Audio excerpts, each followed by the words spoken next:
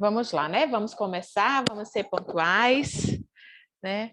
O professor Adriano já foi pontualíssimo, chegou cedo. Gente, boa tarde. Algumas pessoas aqui ainda não me conhecem. Eu sou a coordenadora do Fórum Estadual de Educação aqui de Sergipe. Meu nome é professora Cristiane, eu sou professora da rede, licenciada em Letras e pedagoga também. Estou iniciando meu caminho no fórum, tem apenas um mês e meio, aceitei esse desafio e estou a cada dia aprendendo mais com todo esse universo, tem me encantado ainda mais. Então, assim, tem sido um grande prazer, é um grande desafio, mas eu tenho encontrado no caminho, por esse caminho, muitas pessoas que têm me ajudado, muitas pessoas dispostas, então eu acho que o caminho que nós teremos a trilhar a partir disso é muito bom e será muito produtivo. Né?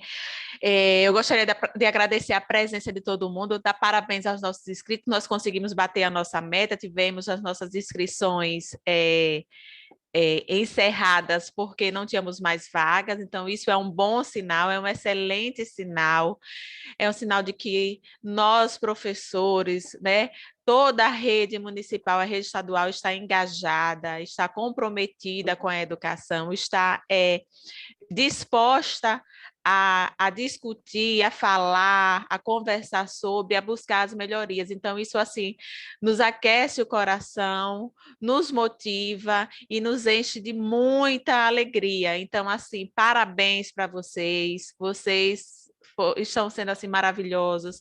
Esse é um momento, assim, extremamente importante e rico para nós do Fórum e para toda a comunidade que zela e que cuida da educação, certo?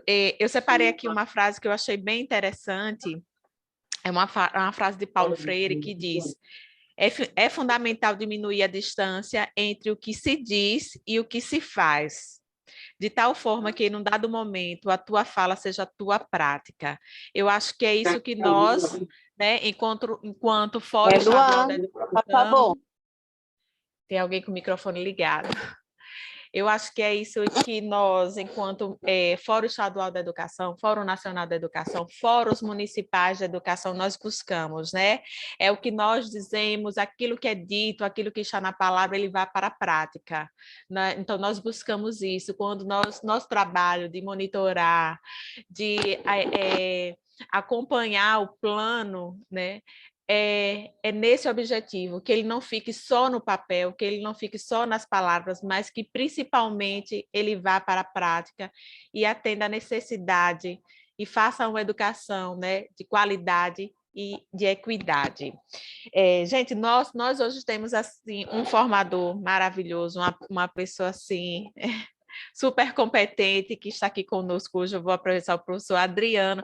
Professor Adriano, me corrija seu sobrenome se eu não pronunciar correto. Kevix. É isso mesmo? Isso, pronto. O professor Adriano, eu vou falar um pouquinho sobre o currículo dele. Né, o professor é pesquisador na área de educação e desigualdades sociais, atua como pesquisador da Diretoria de Estudos Educacionais do Instituto Nacional de Estudos e Pesquisas Educacionais Anísio Teixeira, INEP, é professor colaborador da Universidade de Brasília, UNB, doutor e mestre em educação pela Universidade de São Paulo, e especialista em políticas públicas em gênero e raça pela UNB. Pela dissertação de mestrado, foi ganhador da 10ª edição do Prêmio Construindo a Igualdade de Gênero, da Secretaria de Política para as Mulheres. Sua tese de doutorado foi agraciada com o Prêmio CAPES de Tese na categoria de Educação e com o Grande Prêmio de CAPES de Tese na grande área das humanidades. Também foi indicada ao Prêmio Tese de Destaque da USP na categoria Inclusão Social e Cultural. Suas pesquisas centram-se nas disparidades de classe, raça, gênero da educação. Até 2015, seu foco foram as relações de gênero e desempenho escolar. Desde 2016, tem produzido estudos sobre a classificação de cor e raça em instrumentos quantitativos e, posteriormente, sobre a política de cotas nas instituições federais. Mais recentemente, tem discutido a expansão do acesso à graduação no Brasil e as desigualdades na transição do ensino médio ao ensino superior, com ênfase nas disparidades socioeconômicas.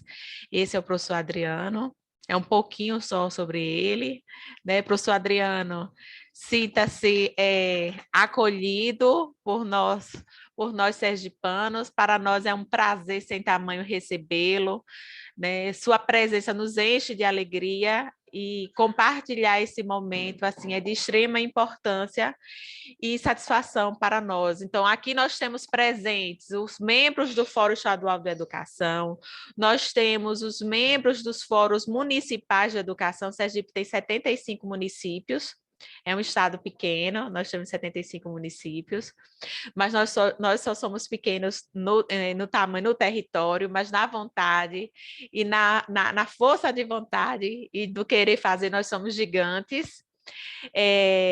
Temos assim pessoas brilhantes nos fóruns municipais dos nossos municípios, que fazem trabalhos maravilhosos.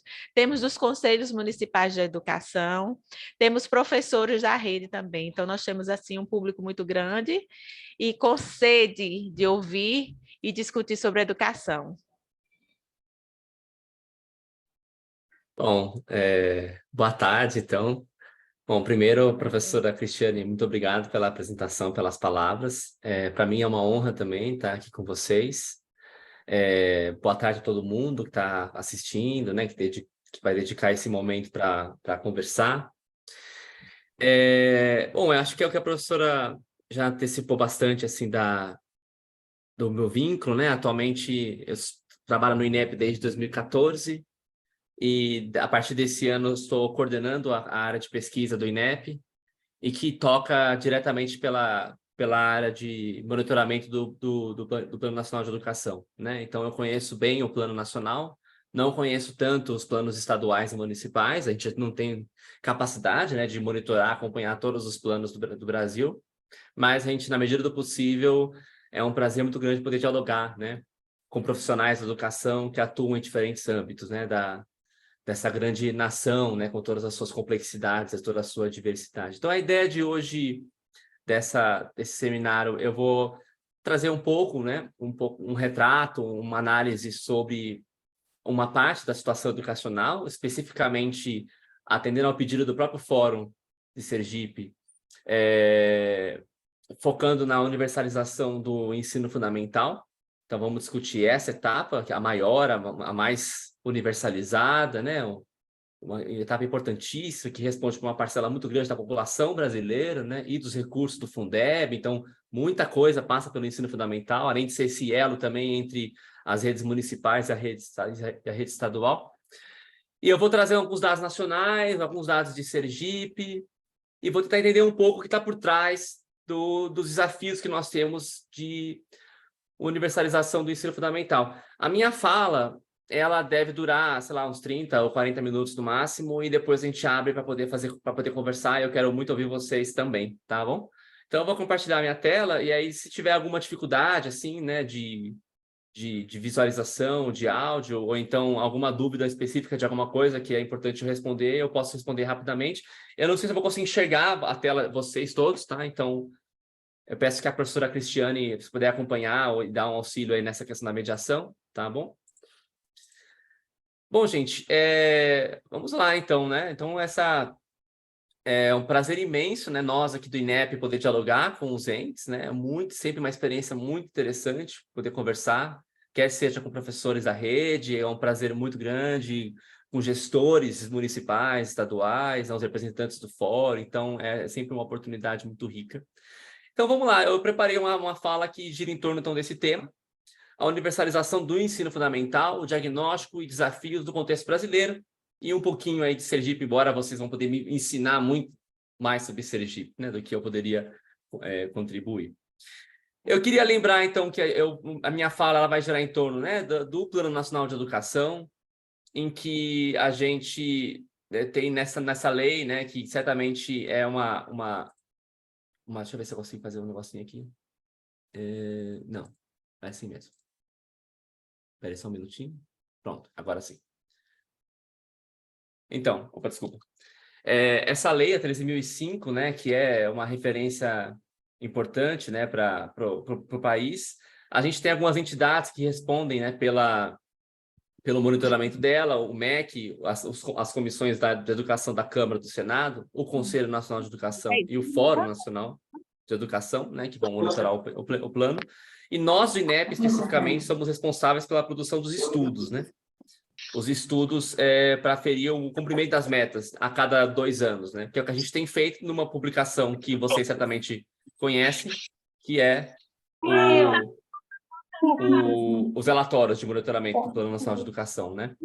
Nós já estamos aqui, nós temos 5 publicações aqui na tela, porque é a linha de base, que é o documento preliminar, é o primeiro, e depois os relatórios do primeiro, segundo, terceiro e quarto ciclo, que é o mais recente, é esse que está em azul aqui, né? Que é o nosso, que foi publicado agora em 2022, e ano que vem nós iremos lançar o 5º e último relatório de monitoramento do PNE, que será lançado na data de 25 de junho de 2024, num grande evento que a gente pretende realizar em Brasília.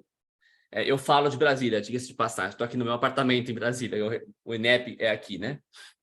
Além do relatório que nós produzimos, que serviu de base para o relatório do Fórum Estadual, evidentemente, eu dei uma lida no relatório de vocês, obviamente não em todas as metas, mas centrado no tema. É muito baseado, né, os indicadores que vocês utilizam no nosso relatório, que a ideia é essa, né, que haja um diálogo mesmo, né? Eu gostei muito, inclusive, gostei muito do texto do relatório, das análises que são feitas, do Estadual de Sergipe. Além do relatório, a gente também tem o painel de monitoramento do PNE, que ele está com um layout novo. Inclusive, eu estou antecipando para vocês isso, porque amanhã vai ser o relançamento do painel. Então, vocês já estão convidados para a nossa live de amanhã, tá? Eu vou mostrar no final o card de divulgação, mas essa é a cara do painel que vai ser apresentado amanhã para explicar como acessar e como usar. O painel, ele tem todos os dados do relatório e coisas a mais, que não cabem no texto, estão aqui. Além de ser interativo e de ser atualizado anualmente, ao contrário do relatório, que é bienal. Então, os dados do interstício entre os relatórios está disponível nesse painel.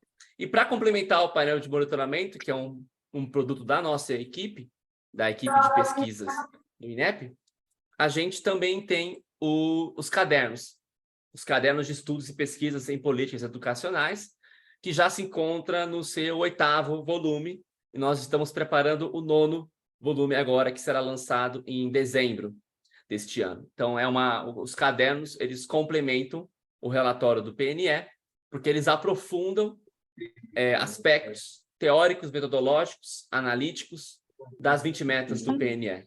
Então, eles vão focando em temas específicos. A gente teve um último caderno, o caderno 7, que é o penúltimo aqui, específico sobre pandemia, por exemplo. Alguns deles são temáticos, né? E o caderno 8º, que saiu agora no mês de julho passado, é super recente, está tudo disponível no site do INEP para você baixar, de graça. E nós sempre distribuímos, também o fórum deve receber. Esse caderno volume 8 sobre contribuições para o novo PNE, que é uma pauta que a gente tem construído agora em diálogo com o MEC e outras entidades, a construção do planejamento para os próximos 10 anos. Bom, muito bem. Feita essa divulgação inicial, a minha fala, então, ela vai se estruturar da seguinte forma. Eu vou começar com um panorama um pouco mais descritivo sobre o ensino fundamental, comparando o Brasil e olhando mais detidamente o caso sergipano. Depois de um panorama descritivo que vai atualizar, inclusive, os dados do relatório de monitoramento do plano estadual que me foi passado, eu vou discutir um pouco as desigualdades sociais na cobertura educacional. Esse é meu tema, como a professora já me apresentou, é o tema que eu estudo, é o tema da minha carreira, desigualdade educacional, social. Então, vou discutir um pouco isso, para a gente entender, na verdade, o que está por trás dos números de acesso. Se nós não temos ainda o ensino fundamental universalizado, há vários fatores para isso. Alguns deles eu vou discutir aqui, com foco na trajetória, que é uma frente de pesquisa, uma frente de política pública que deve ser mais investida no Brasil nos próximos anos e que deve entrar no próximo PNE, portanto, vai refletir também nos futuros planos estaduais e municipais. E aí eu termino com algumas conclusões e reflexões para esse próximo Plano Nacional de Educação e os seus desdobramentos, né? Muito bem, então vamos aos dados. Eu sei que o pessoal, quando assiste alguma fala do INEP, a expectativa é de que tenha números e que tenha estatísticas, de que tenha as gráficos, né? E é óbvio, eu não vou escapar disso, é o nosso métier, né? É onde a gente tem a maior contribuição, sempre aqui focando, então, no Brasil e no estado de Sergipe. Então, eu vou dialogar tanto com o relatório nosso, quanto com o relatório do sergipano.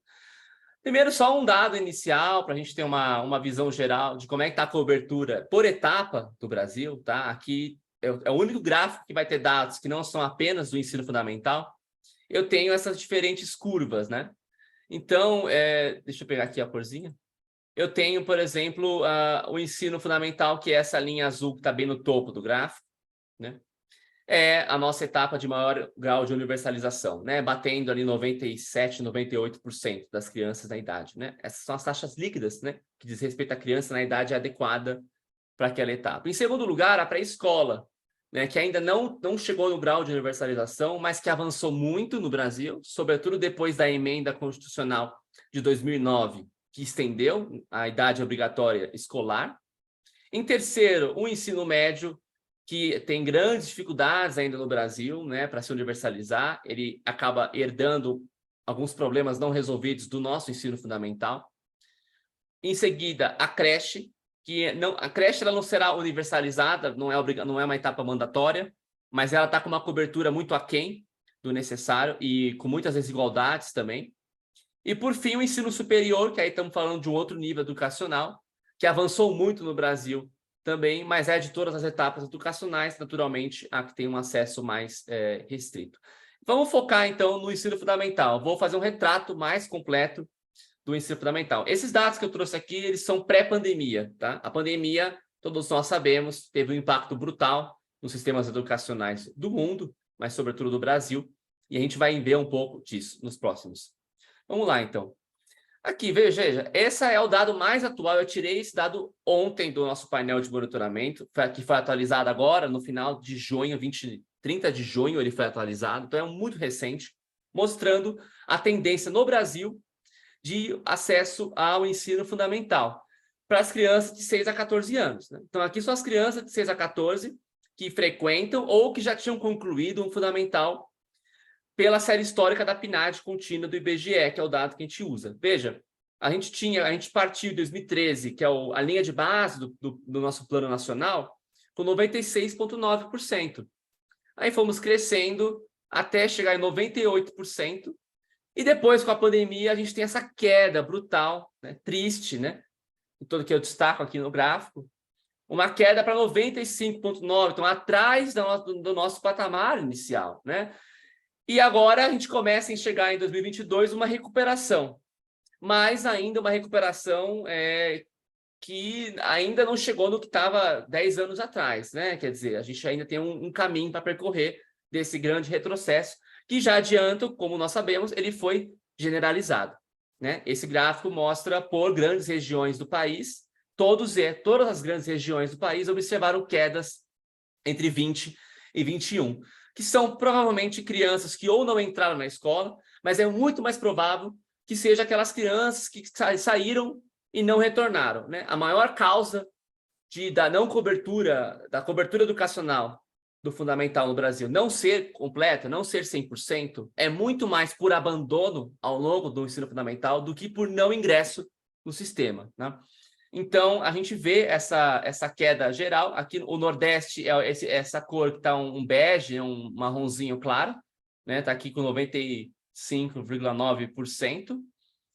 Vocês vejam que até que recuperou até mais do que o Centro-Oeste, né? Para a estimativa. Superou, né? Cruzou a linha do Centro-Oeste. Mas, enfim, é uma queda triste, né? E aí, no relatório de vocês, eu trouxe um gráfico. A gente tem aqui os dados do estado de Sergipe. Esse gráfico primeiro vai até 2021, que não está atualizado ainda, mas depois eu vou mostrar o dado mais recente.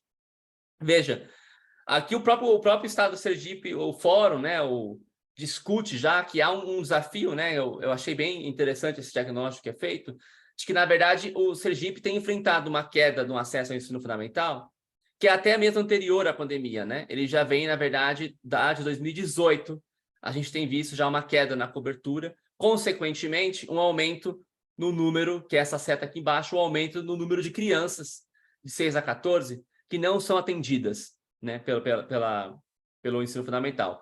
Não quer dizer que elas não estejam entrando, tá? Elas podem ter entrado, mas nessa idade dos 6 aos 14, elas por algum motivo não frequentam mais, né? O dado mais recente para atualizar esse gráfico é este daqui. Esse eu tirei do nosso relatório também. Ele é similar ao que eu acabei de mostrar, mas tem agora o número para o ano de 2022. Então, veja que teve um avanço importante, né? Assim, no estado de Sergipe. Tem uma queda que já vinha acontecendo, mas pela primeira vez nessa série histórica, a gente consegue interromper essa queda e passa a enxergar um aumento. O que esse número de 97,3% de crianças de 6 a 14 que estão na escola diz sobre a situação de Sergipe? A gente está falando de 300, de um total de 313 mil crianças de 6 a 14 no estado, é uma estimativa, 305 mil estão frequentando ou já concluíram o fundamental, e nós temos cerca de 8 mil que estão fora da escola, provavelmente, né? São crianças que estão provavelmente fora do sistema escolar, já saíram. Então, essa é um pouco do desafio, né, de inclusão que se tem que ter. Antes de entrar, para refletir um pouco mais sobre esse dado, uma outra informação que o Plano Nacional e o Plano Estadual também trazem é olhar o produto desse processo. Então, pegar a população de 16 anos de idade, então, que já deveria ter completado o ensino fundamental, e ver quantos, de fato, completaram. Esse dado eu trouxe do próprio relatório do Sergipe, que está muito bem feito. Esse gráfico eu gostei bastante. Eles comparam o Brasil, que é a linha em azul, com o estado do Nordeste, que é a laranja, com a região do Nordeste, e com o estado de Sergipe, que é a linha verde. A meta é que se tenha 95% dos jovens de até de 16 anos de idade com fundamental completo. E a gente vê que a gente está em nível nacional, regional e estadual aquém. Nós dificilmente vamos bater essa meta, infelizmente, né? Esse é um diagnóstico que o próprio plano estadual faz, né, que o próprio relatório do plano faz, mas teve avanço, que eu vou mostrar já já. No relatório de vocês, há um fato triste, né, que a Sergipe está ocupando a última posição entre os estados, né, em termos de população com 16 anos de idade que tem o fundamental completo. Sergipe está com 61% aqui. Eu coloquei essa setinha vermelha para chamar atenção, enquanto que os demais estados, né, muitos deles estão acima de 80%, né? Mas eu tenho uma boa notícia para vocês, tá? Sergipe melhorou bastante. Era 61,4, passou para 72, deu um salto no incremento de jovens de 6 anos. Lembrando, gente, que esses números, eles têm... eles não são... O importante é olhar mais as tendências do que o valor exato, tá? Porque essa é uma estimativa amostral, então tem um erro aqui. Quanto mais você vai desagregando para estados, para idades específicas, você vai perdendo precisão na medida, né? Mas há uma evolução, e Sergipe, pelos dados atuais, não está mais na última posição, tá? Eu trouxe aqui uma comparação, esse dado também, o mais recente que nós temos. Sergipe está aqui com 72,7%, só para comparar, nós temos alguns estados que estão com resultados inferiores até, né? Piauí, Rio Grande do Norte, alguns um pouco acima, mas quase empatados, né? Paraíba, Pernambuco. Então, na verdade, a gente tem um grupo de estados nordestinos que estão aí na casa de 72%, 73%, e que, assim como a média nacional, também não deve alcançar o percentual de 95% do plano, infelizmente. Ok, esse é um panorama descritivo, dá uma ideia geral do desafio. Em resumo, né? Nós temos ainda desafios de cobertura e de universalização. Como a gente pode fazer, o que está por trás, como é que a gente pode entender um pouco melhor. Aí vamos para entrar um pouco na parte mais analítica. E eu trouxe aqui para essa apresentação alguns resultados pincelados de 3 estudos que eu considero muito valiosos, tá? Esses 3 que estão mencionados aqui. O primeiro do Armando, que é um ex-colega nosso do INEP, hoje ele é subsecretário da SASE, do MEC, que é a Secretaria de Articulação com Sistemas de Ensino. Ele tem um trabalho belíssimo sobre universalização do acesso, que eu recomendo muito a leitura, foi publicado nos nossos cadernos do INEP, esse aqui é o título do texto. Depois eu posso compartilhar esses slides com os senhores também, sem problema nenhum. E nós temos 2 trabalhos muito recentes, tá? Que são desse ano, da Isabel Fonseca, com uma série de colaboradores, inclusive do INEP, que é sobre trajetórias regulares, e aí eu vou mostrar os dados, são assustadores, e são dados inéditos, assim, acabaram de ser publicados, né? E um trabalho meu também, que foi para o ar nesta semana, então super novo também, um trabalho meu com o Vitor Alcântara, que é sobre impactos da pandemia na aprendizagem. Então vamos falar um pouco disso, né? A gente sabe que a pandemia afetou o acesso, nós temos desafios históricos do acesso, e nós temos desafios que ainda devem ser melhor tratados pelas políticas públicas. E é um pouco disso que eu quero encaminhar minha fala nessa parte agora. Então, primeiro, para entender um pouco as desigualdades, de quem acessa ou não cada uma dessas etapas, voltando aqui naquele quadro geral, creche, pré-escola, fundamental, médio e superior, comparando os mais pobres, que é a barra azul escura, com os mais ricos, que é a barra azul clara.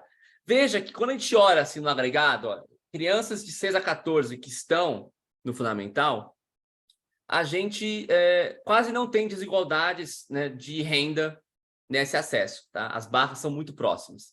Diferentemente do que se observa no ensino médio, que está aqui do lado direito, ou na creche, que tem um hiato socioeconômico brutal, né? Os mais ricos acessam em dobro as creches dos mais pobres, né? No ensino superior é 10 vezes mais, né? Você tem para cada jovem de origem pobre na universidade brasileira, você tem 10 jovens ricos, né? Essa a razão. Então, a desigualdade é grande. No fundamental, quando eu olho assim no retrato, não parece tão grande. Mas quando a gente vai entender de fato o que está por trás, a gente vê que a coisa é mais complicada.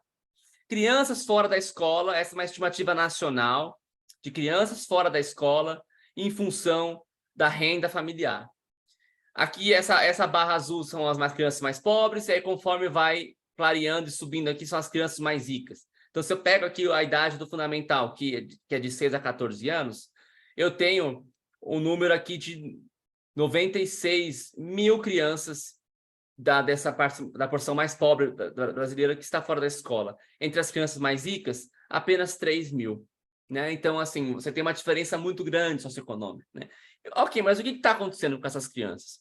Não há escola para elas? Será que o problema da universalização do acesso ao ensino fundamental é um problema de entrada? Elas entram, elas desistem quando? No final, no ensino, nos anos iniciais? Em algum momento nos anos finais, elas não concluem? O que está acontecendo que a gente não tem que a gente tem esse número grande de crianças fora da escola numa etapa que é obrigatória há muitos anos no Brasil? Há décadas, né? Melhor dizendo. Esse gráfico do Armando, o primeiro trabalho que eu mencionei, ajuda a gente a entender um pouco isso. Né? Então, aqui o Armando pegou o quê? Os jovens de 19 anos de idade, só para ter uma idade que a pessoa já deveria ter completado a educação básica toda, né? E vai olhar os jovens de 19 anos, quantos deles concluíram o primeiro ano do ensino fundamental? E o segundo ano? E o terceiro? E o quarto? E assim por diante. Até chegar no ensino médio. E aí depois, ensino médio, a primeira série, segunda e terceira. Então, veja, aqui eu tenho 99,8% dessas jovens concluíram o primeiro ano do fundamental. E você vê que os números são muito altos, até o quarto, quinto ano.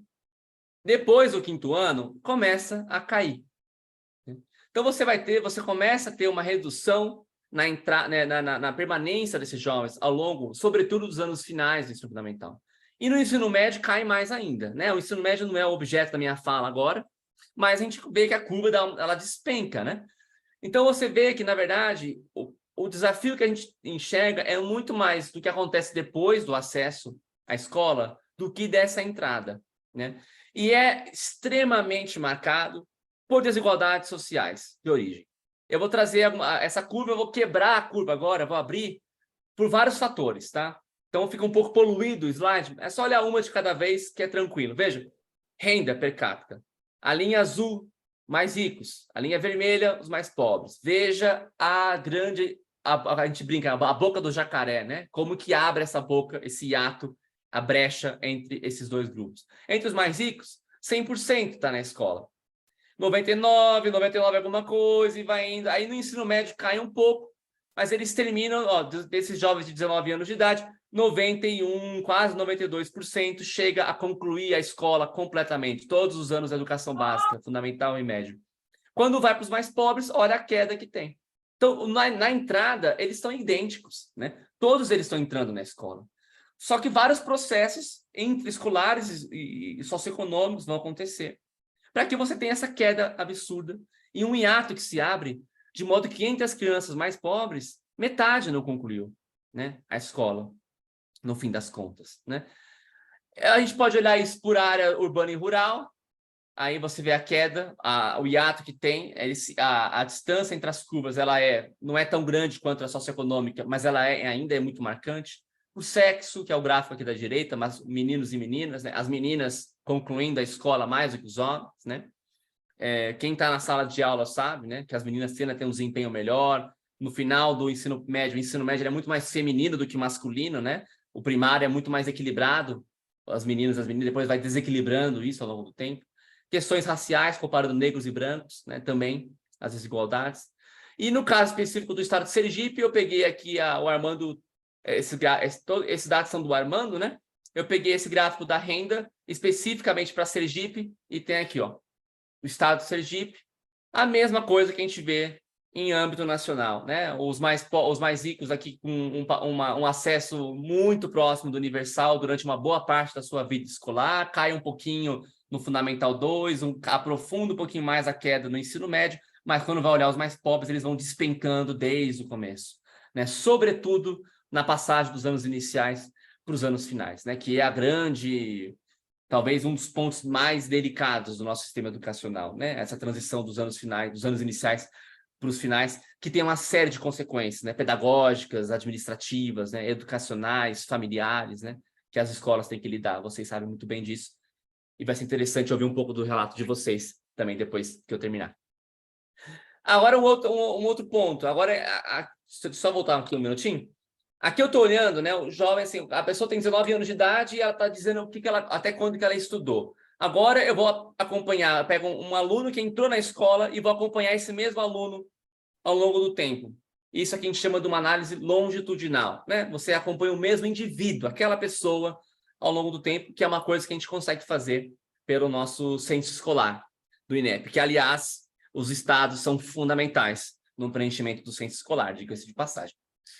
Acompanhando essas trajetórias, vejam só, gente, eu tenho várias coortes aqui ao longo do tempo, então crianças nascidas em anos distintos, acompanhadas por 9 anos, no gráfico à esquerda, e por 12 anos no gráfico à direita. Então, por 9 anos, eu espero que uma criança com trajetória regular, ela conclua o ensino fundamental, depois de 9 anos, né? E com 12, conclua o ensino médio. Se a criança tem uma repetência, por exemplo, a gente vai chamar aqui de uma trajetória com pouca irregularidade. Ela não é regular, ela é irregular, mas ela é pouco irregular. Você pode ter uma trajetória de muita irregularidade, que ela não tem mais de uma repetência, ou uma trajetória interrompida, né? Ou seja, que abandonou a escola. Veja que no Brasil, a gente tem um pouco mais da metade das crianças tem trajetória regular. Um pouquinho mais da metade só vai entrar no fundamental sei lá, com 6 anos de idade e vai concluir com 14. A gente tem uma grande parcela que tem alguma irregularidade. Há um avanço aqui, que havia as trajetórias de muita irregularidade, que é o laranja, com mais de uma repetência, elas eram 20% e elas têm diminuído. Quer dizer, então, a gente tem conseguido reduzir um pouco essas trajetórias muito irregulares, né? E em compensação, a gente tem crescido um pouco nas pouco regulares, né? Então, uma repetência, né? Assim, ó, 30% das crianças vão ter pelo menos uma repetência ou algum episódio de abandono, de retorno à escola, né? Ao longo da sua vida escolar. Então, isso é bem preocupante. Se você pensar que apenas um pouco mais da metade não tem nenhum tipo de irregularidade, quer dizer que metade das crianças estão enfrentando alguns obstáculos. E todos nós sabemos que repetência, sobretudo quando ela se acumula, ela é o principal ingrediente da evasão, né? Que vai culminar na linha cinza, que são as trajetórias interrompidas, né? Que é o pior cenário possível, né? Aquela criança sair da escola e não voltar mais, né? Então, e aí, essas diferenças, elas são muito marcadas por desigualdades sociais, né? Então, o azulzinho é o cenário ideal, né? Quanto maior a barra azul, melhor, quer dizer, mais crianças com trajetória regular. Veja como ela se difere por nível socioeconômico. Então, aqui são as crianças mais pobres, esse primeiro, tá? A primeira barra. Aí, conforme a criança é de uma origem mais rica, ela vai aumentando na sua regularidade, né? A escola. Ter deficiência, o Brasil tem uma grande dificuldade de educação especial. né? Muitas crianças com deficiência não têm a assistência necessária, né? Por uma série de obstáculos que a gente sabe, administrativos, financeiros, de formação, né? De capacidade de recursos humanos. Então, uma criança que tem deficiência, veja a diferença que tem entre as duas barras azuis, né? A probabilidade dela ter uma trajetória regular é muito menor, cerca de 20%. Se ela não tem deficiência, é mais de 50%, né? Desigualdades raciais, né? As crianças brancas, né, tendo proporcionalmente um privilégio maior em relação às crianças indígenas que estão na pior situação, né? Tem várias dificuldades dessa escola, inclusive a educação escolar indígena também é muito aquém do necessário, né?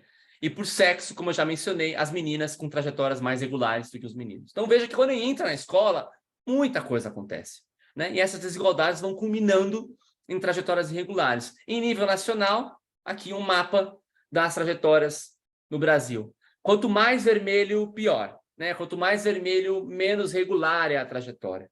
Então, os municípios que estão pintados em verde, no verde mais escuro, são aqueles que têm uma proporção maior de crianças que entraram na escola e concluíram a escola com uma trajetória regular. Veja aqui o caso sergipano, né? Você já deve ter olhado, imagino que você já deve ter olhado direto para o estado de vocês, né? Para ver a situação. A gente tem muita trajetória irregular ainda no estado de Sergipe, né? Então, quer dizer, muito provavelmente, como eu já mostrei, as crianças estão entrando, né? O desafio é você garantir a permanência, né? E garantir que essa permanência se traduza, né?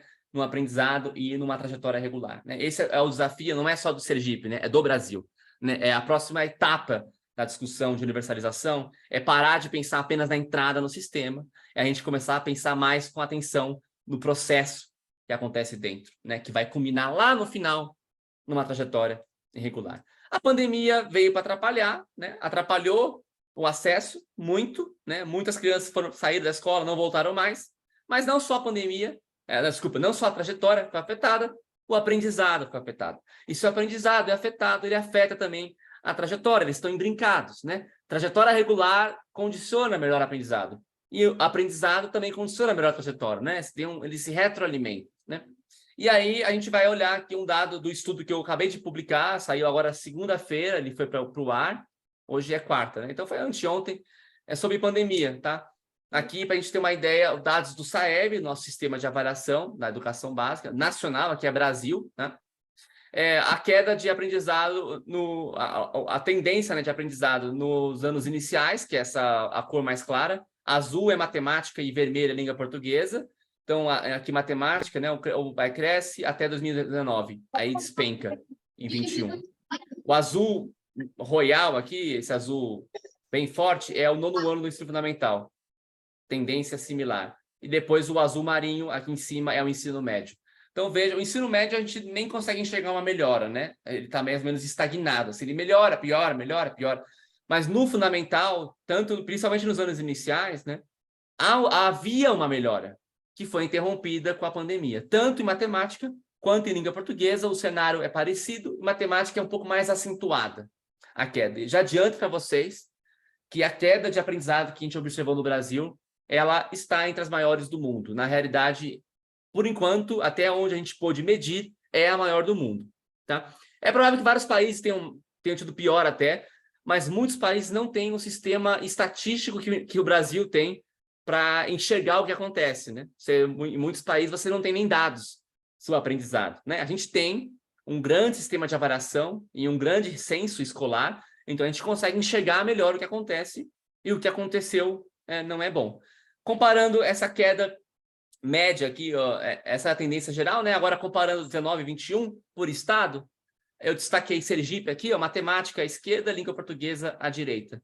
Essa linha vermelha que atravessa o gráfico é a média nacional, tá? Essa bolinha é o quanto que caiu, né, dos estados, né? O intervalo de confiança. Em pontuação no SAEB. Então, por exemplo, a média nacional para matemática foi uma queda de aproximadamente 12 pontos na escala do SAEB, que é bastante coisa, tá? 12 pontos é bastante coisa. Sergipe caiu em matemática um pouco menos que a média nacional, caiu aqui na casa de 10 pontos, em média, né? O estado de Sergipe. Alguns estados caíram até menos, Alagoas, Amapá, Santa Catarina. Alguns foram muito afetados, o Acre está claramente deslocado aqui, né? Teve uma queda de quase 23, 22 pontos na escala do SAEB.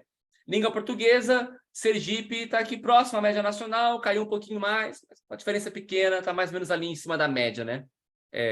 O estado de Sergipe, na queda em língua portuguesa. Bom, gente, para concluir, que eu já trouxe vários dados, né? Que eu quero conversar com vocês, quero ouvir também as suas questões e tudo mais. Então, o que a gente pode tirar disso para pensar os próximos passos e o planejamento do PNE, né? Do planejamento da educação brasileira, desculpa.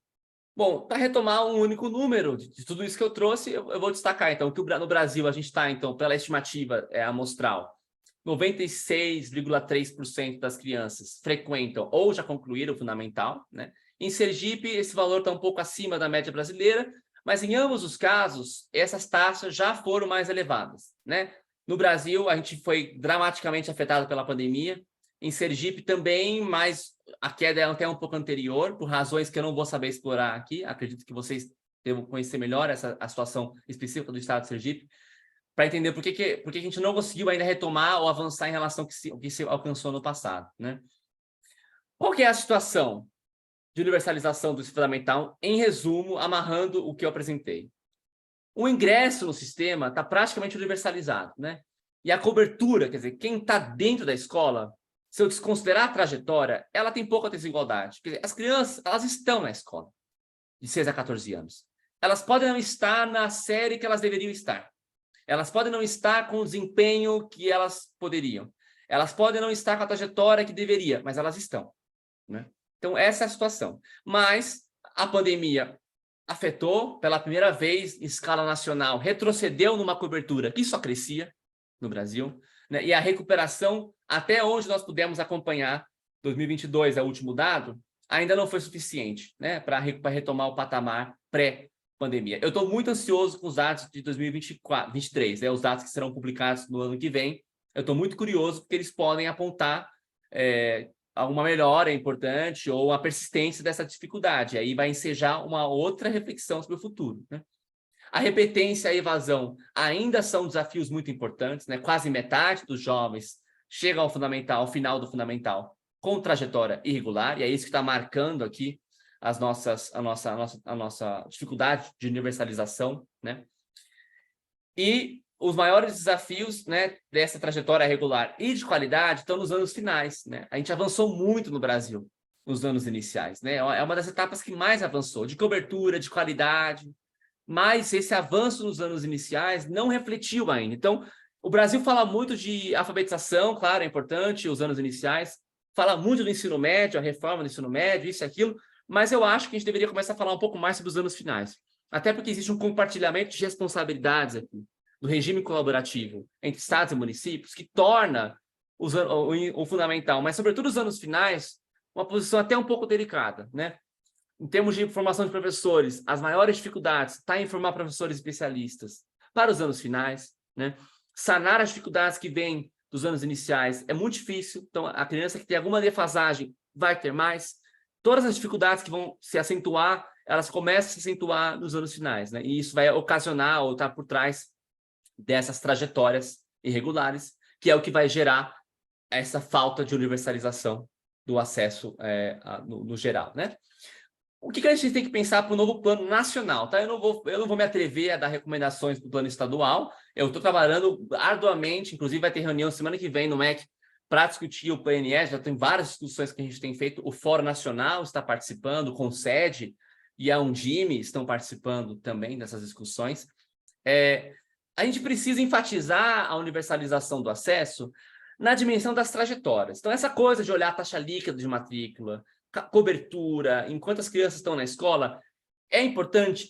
Mas isso não é suficiente mais. Isso digamos, é muito anos 90, sabe? Assim, a gente tem que olhar uma coisa mais anos 2020. Ou seja, olhar para a trajetória e ver o que está acontecendo, de fato, os determinantes dessa irregularidade na trajetória que vai ocasionar o que eu mostrei aqui. Então, a gente tem que pensar novos indicadores que vão levar em conta essa trajetória individualizada, né?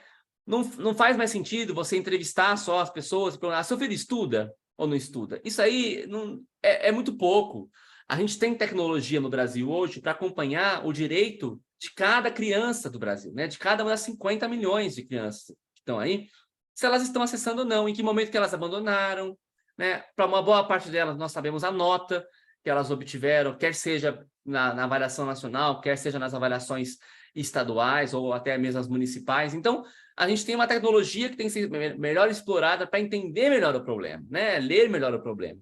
E aí, ao pensar nisso, temos que trazer para o primeiro plano o enfrentamento às desigualdades sociais, né? Eu vou tô parando já, gente.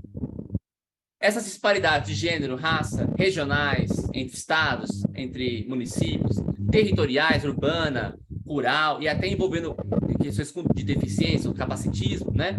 Ela tem que ser entendida como meta ou com submeta. A gente não pode pensar a universalização sem levar em conta a disparidade, que eu não vou conseguir dirigir meu olhar para os grupos que eu preciso atentar para poder garantir a universalização, porque ela não é para o indivíduo qualquer, ela é para grupos específicos. Então, essa dimensão da desigualdade, ela tem que entrar no plano com tudo e tem que ter consequência para a execução do plano. Então, acho que essa é um pouco da perspectiva do INEP, né, que eu trago, para a gente pensar o plano e pensar essa leitura desse grande desafio que é universalizar.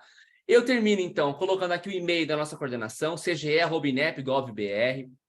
Questões, dúvidas, podem escrever nesse e-mail. Se não eu que vou responder, vai ser algum colega meu. A gente sempre discute os e-mails mais cabeludos, a gente sempre conversa junto, então fiquem à vontade para nos escrever nesse e-mail. E eu aproveito para reforçar a divulgação que eu mencionei no início. Amanhã nós iremos lançar o painel de monitoramento do PNE atualizado e com layout mais bonito, mais interativo. Será uma live bem curta, de 30, acho que 40 minutinhos no máximo. Eu e a minha colega Flávia vamos abrir o painel em tempo real e mostrar para os usuários o que você faz nele, alguns exemplos de filtros, de cruzamentos, explorar alguns dados, baixar algumas coisas. Então, amanhã, às 14 horas, pelo canal do YouTube do INEP, o lançamento do painel atualizado com esses dados que eu apresentei agora para vocês do Brasil e de Sergipe. Gente, muito obrigado, estou à disposição para conversar e é um prazer.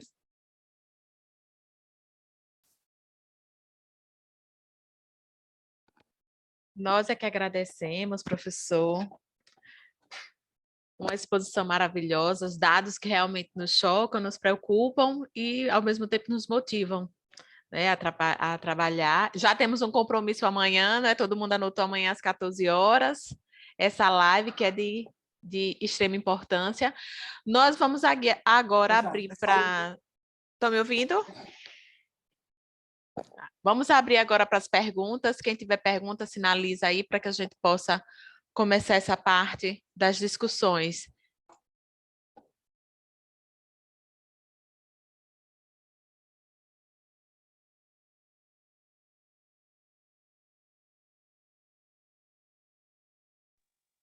Então,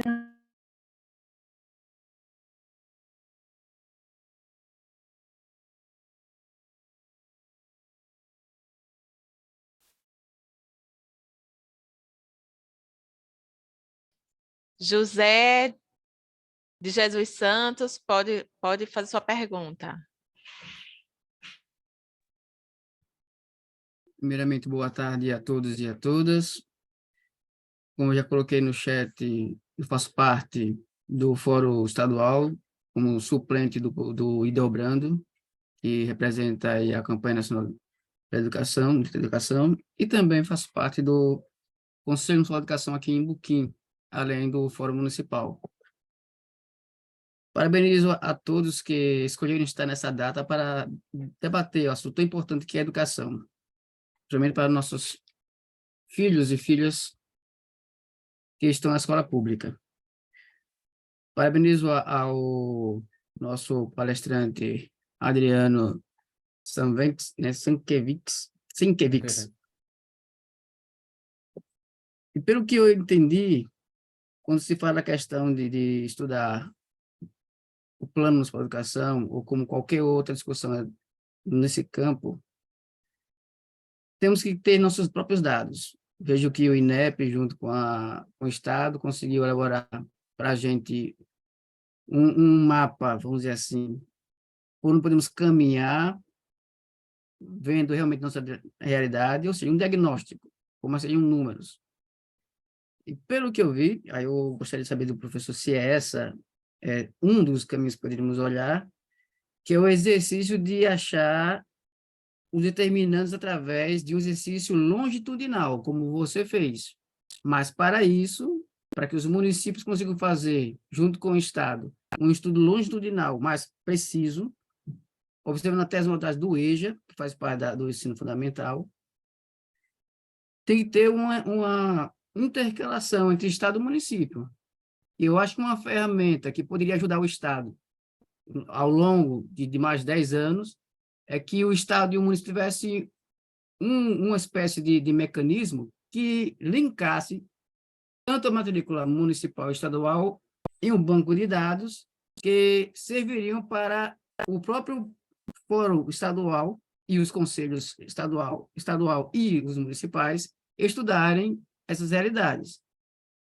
Uma ferramenta que talvez possa ajudar nessa colaboração entre Estado e município seja o próprio diário eletrônico. Se tivesse um único diário eletrônico, ia ser uma linkagem em parceria com o Estado e os municípios, seria muito mais prático.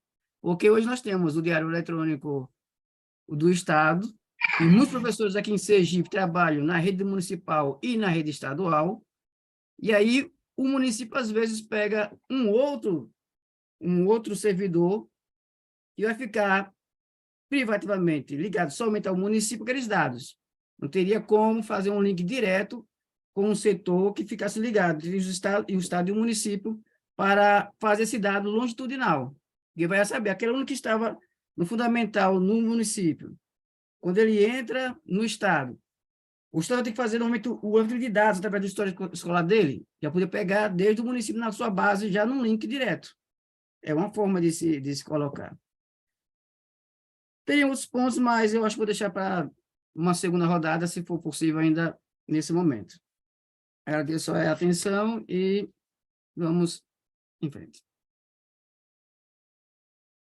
Professora, eu respondo agora, a gente faz uma rodada, como é que vocês têm feito, como é que vocês preferem?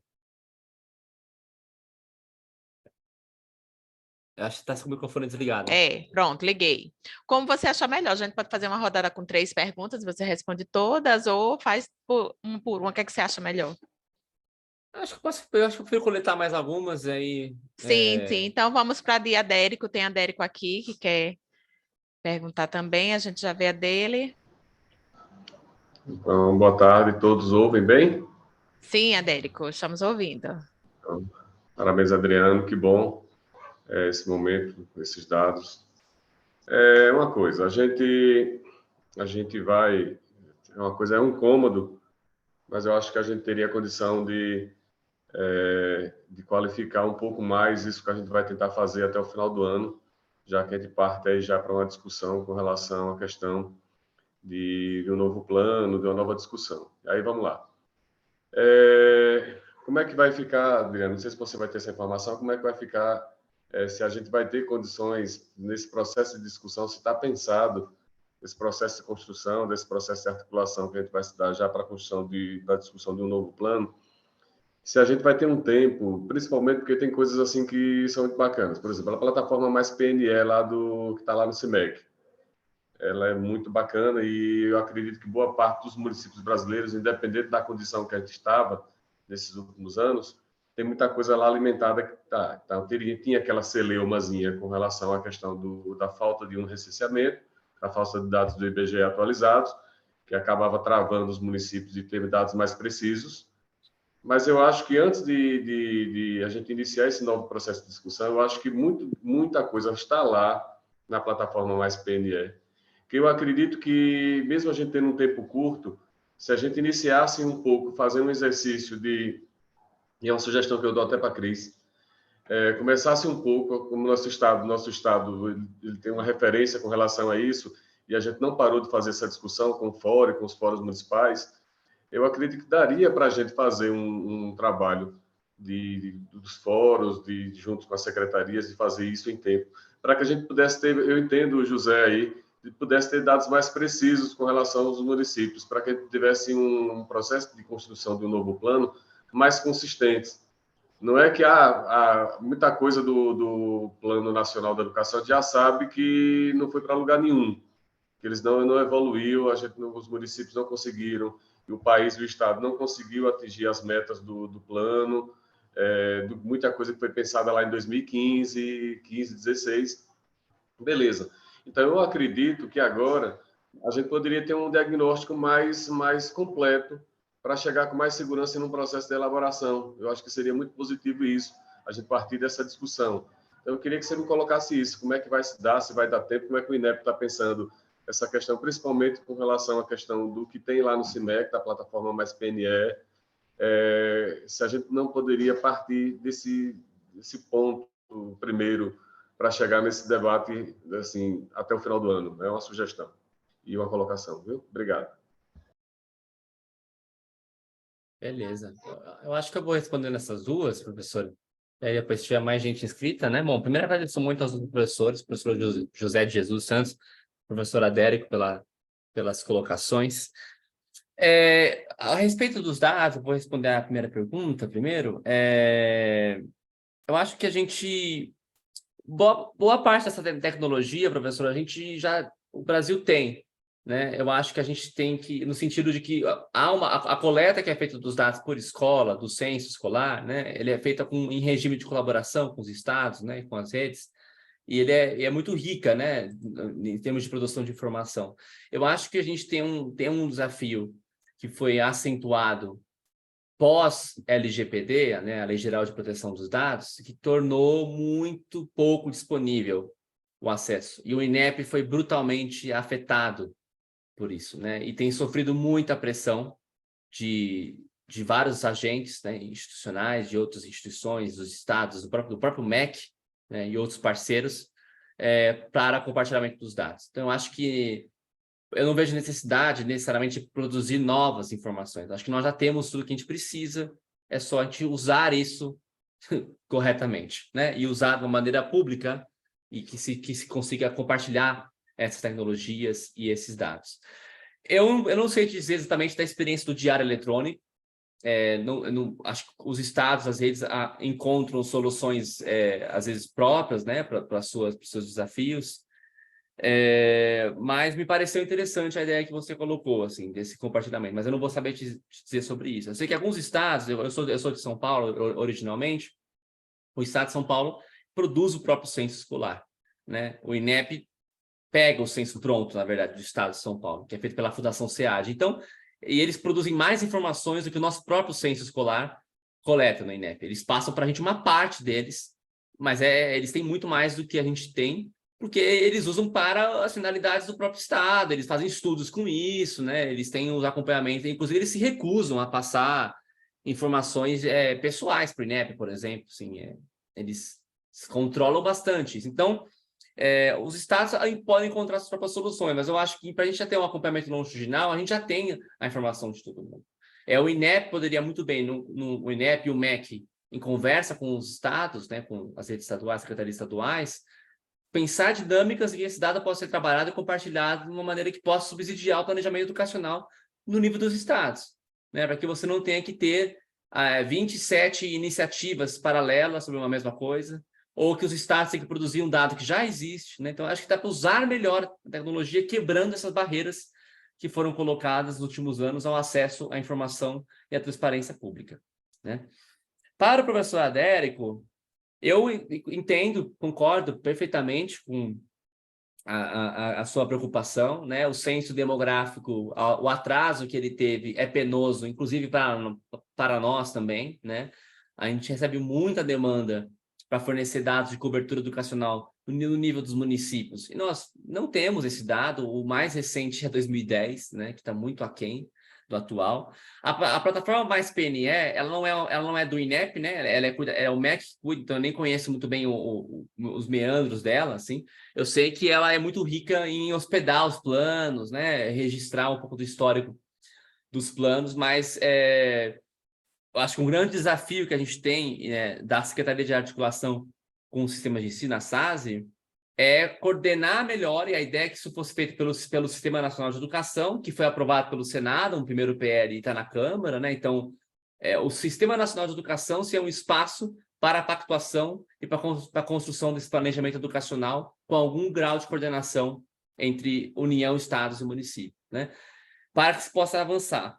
Eu sei do que está acontecendo hoje, que eu poderia dizer, poderia compartilhar contigo, nós tivemos uma CONAI, uma Conferência Nacional de Educação, no ano passado, que eu vou ser bem assim, eu sou uma pessoa bastante sincera, foi um fiasco completo, né? Assim, aquela CONAI que aconteceu no ano passado, remotamente, não tinha dinheiro para trazer os delegados para Brasília, assim. Vai acontecer uma nova, tá? A pressão para que aconteça uma nova é muito alta. Eu não vou saber te dizer quando que vai acontecer, como que vai ser, mas deve acontecer possivelmente no início do ano que vem. Tá? Então, todo o trabalho que está sendo feito agora no grupo de trabalho do MEC sobre o novo PNE vai ser, na verdade, um subsídio técnico para uma conferência, que nessa conferência será um espaço político deliberatório para definir. Eu espero, de fato, que haja uma nova conferência. Não sei muito bem como é que vai ser o cronograma para que haja as estaduais e as municipais, porque a gente está atrasado já, né, no cronograma do Plano Nacional de Educação. Ele era para ter sido apresentado pelo Executivo ao Congresso Nacional em dezembro do ano passado. Ele ainda não foi apresentado e não será neste ano, provavelmente. Então, nós já estamos atrasados, estamos correndo atrás do prejuízo, e o novo PNE, e o PNE atual estoura em junho do ano que vem. E a gente tem um grande risco de ficar mais um tempo sem Plano Nacional de Educação, como aconteceu entre 2010 e 2014. Né? Então, é um quadro simples, né? Mas também não dá para a gente fazer um PNE de portas fechadas, né? Aqui entre os iluminados, né? do governo federal, porque isso não vai ter adesão, não reflete, não vai impactar no plano estadual, não vai subsidiar. Então, eu acho que esse é o desafio que o MEC, sobretudo, tá? Nós, como INEP, estamos assessorando, subsidiando com dados, fazendo o possível para colaborar. Mas a condução desse processo, ela é maior, né? Ela é da União em parceria com os entes, né? Mais alguma questão, gente? Alguma dúvida também? Professor, falando sobre as conferências, né? Foi bom você ter tocado nesse ponto, que, de fato, nós vamos ter a conferência agora, a CONAI vai ser agora em janeiro. Nós já recebemos a informação do Fórum Nacional de Educação. Nós temos um prazo, um cronograma minúsculo, muito apertado, para que a gente possa realizar as conferências intermunicipais, a estadual, nos preparando para a conferência, para a CONAI, para a nacional. Então, nós já estamos nas tratativas, já estamos conversando, estamos esperando sair o documento para que a gente... Recebemos, a segunda-feira, o regimento da CONAI. Vamos socializar com os municípios para que a gente possa se organizar. Mas, assim, como você disse, né? A conferência ela precisa ser discutida, ela precisa ser compartilhada, e mesmo com o tempo justo, apertado e corrido, nós vamos tentar fazer isso. Então, nós temos a programação de outubro realizar as conferências intermunicipais. Vamos correr, porque já estamos praticamente, né, finalizando agosto. Novembro, realizar estadual. E em janeiro, a nacional. A CONAI está prevista para janeiro de 2024. Então, essa é a nossa programação. Nós temos muito trabalho pela frente, não é? Muita coisa para se fazer, para se realizar, para se pensar e para se discutir. Não, ótimo, muito, muito interessante saber do lado de vocês aí. Então, o cronograma é acelerado não só para a gente. A gente também. Tá todo mundo com a corda no pescoço, né? Estamos Tá sim. certo. Mas assim, com muita esperança, né? Estamos com a corda no pescoço, mas assim, muito esperançosos de que realmente saiam debates, saiam frutos muito bons de todos esses debates. Ótimo. Mais alguém, gente, quer compartilhar, fazer alguma pergunta para o professor Adriano? Cadê o pessoal dos municípios? Nós temos aqui a presença da maior parte dos nossos municípios. Temos 118 participantes, eu não estava esperando Tanta gente, eu É, não sabia que era é. tanta gente. Pessoal de Sergipe, como diz o nosso colaborador, que é aguerrido. Que qualquer dúvida também que tivesse do que eu apresentei, dos dados, são vários dados que eu trouxe, né? E Sim, algumas sim. questões gerais, que quiser aproveitar para tirar dúvidas de questões gerais de INEP, que eu possa responder também, aproveitando a oportunidade. Vamos lá, gente. Quem quiser tirar dúvidas sobre o INEP, aproveita a presença do professor Adriano. Quem quiser uma esclarecimento aqui, aproveita o momento. Deixa eu colocar aqui. Essa formação, professor, é uma formação que ela acontece com um encontro uma vez por mês. Nós estamos no nosso segundo encontro e nós temos ainda 18 encontros pela frente. Então, assim, nós vamos discutir de forma bem detalhada tudo que se relaciona e todos os aspectos do plano, tanto do plano nacional como do plano estadual. Então, assim, o nosso intuito, a nossa intenção com essa formação é que a gente faça realmente, de fato, uma imersão para que todo mundo tenha mais propriedade, tenha mais segurança na hora de monitorar os seus planos, de acompanhar suas metas, né? E ótimo, então, legal essa ideia. Isso. O curso é todo online, então, assim, o professor, os membros dos fóruns, eles podem acompanhar de forma remota, né? E amplia o acesso. O pessoal está tímido. Estão tímidos, o que foi que aconteceu? É. Vocês são assim mesmo, porque também é meu primeiro contato com a formação, professor. Eu também estou chegando, sou nova na casa, estou chegando, tem pouco tempo, então pode ser que eles ainda estejam tímidos com todas essas mudanças.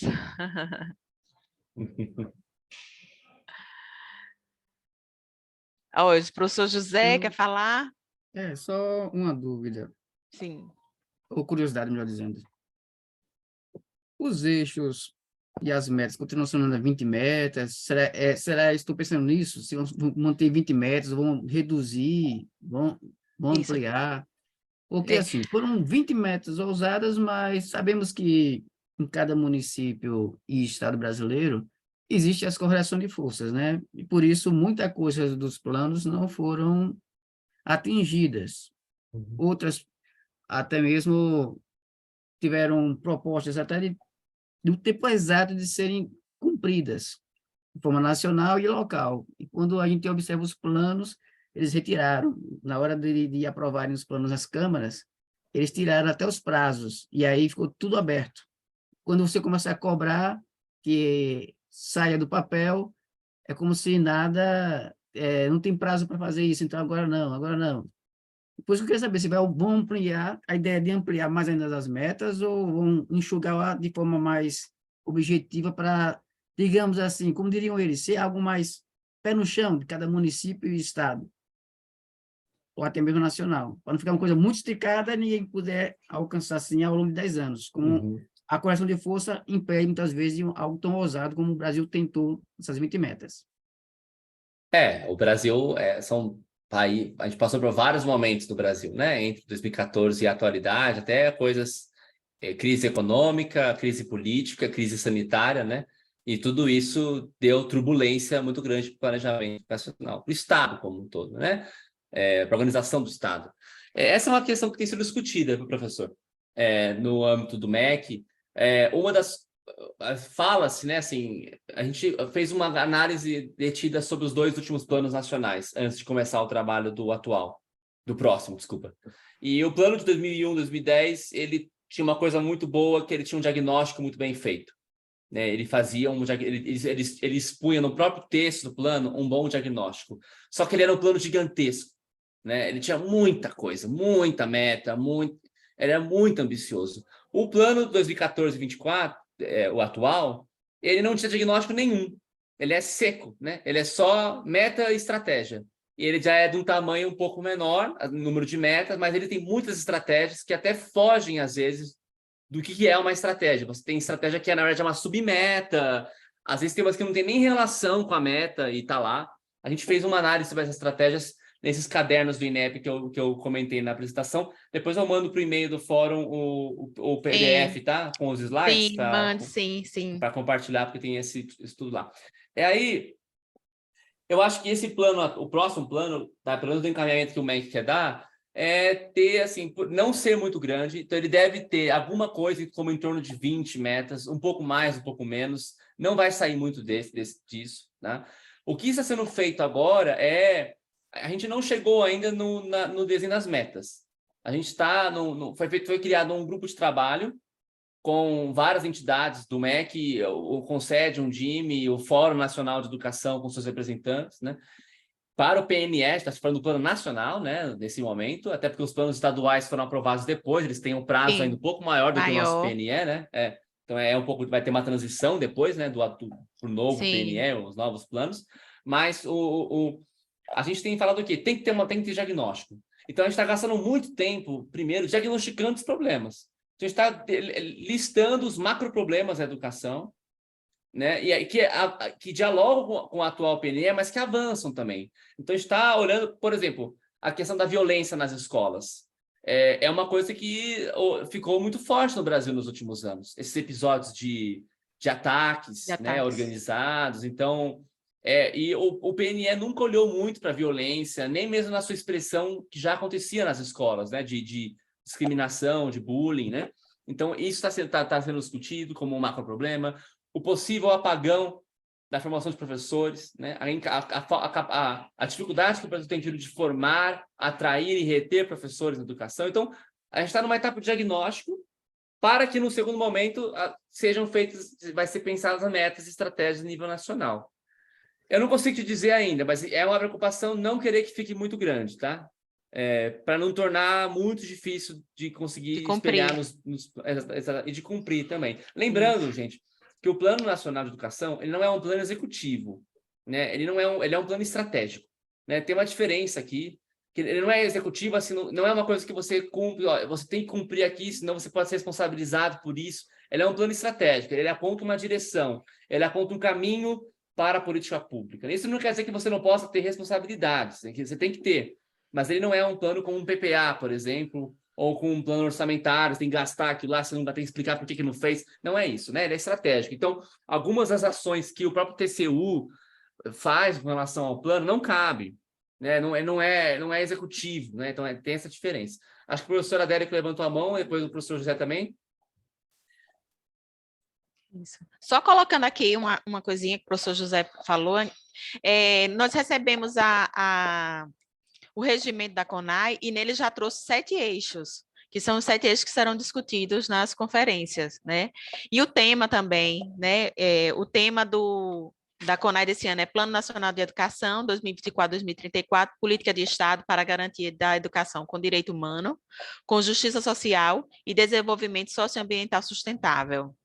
Então, já dá mais ou menos um norte do que nós vamos tratar dentro dos eixos, né?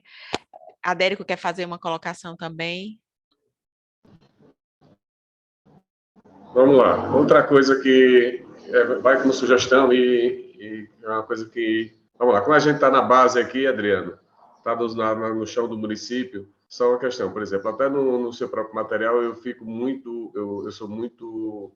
Eu gosto, assim, e cobro muito tudo que for assim, de dados, de informações que a gente qualifique, principalmente as informações com relação ao acesso à meta 1 do plano, que é a questão da educação infantil, tá? Esses dados.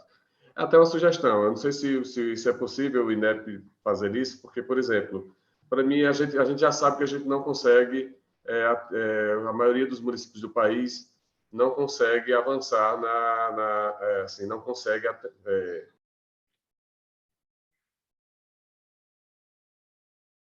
Professor, eu acho que você... Ficou sem áudio, Adérico. Microfone sem querer. áudio. Agora voltou. Voltou. Então, vamos lá. Voltou. A gente já sabe, com relação... É até uma sugestão, porque, por exemplo, mesmo nos dados do INEP, eu acho que é possível, como o INEP, através do recenseamento, ele observa como é que se diz isso. Assim, até uma sugestão. Eu não sei se poderia tratar, assim, não sei se poderia qualificar mais, ampliar esses dados, principalmente com relação à questão do acesso, da universalização, que é a meta 1 com relação à educação infantil. Por que é que eu estou dizendo isso?